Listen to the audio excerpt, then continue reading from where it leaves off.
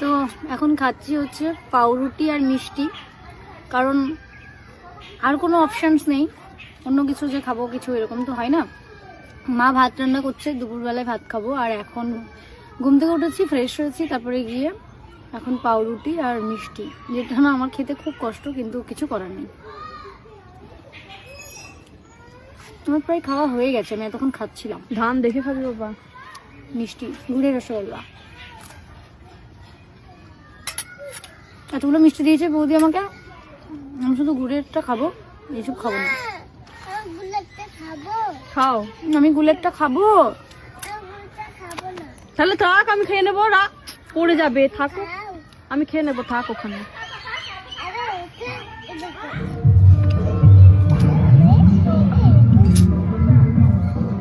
বন্ধ করে দেবো কতক্ষণ?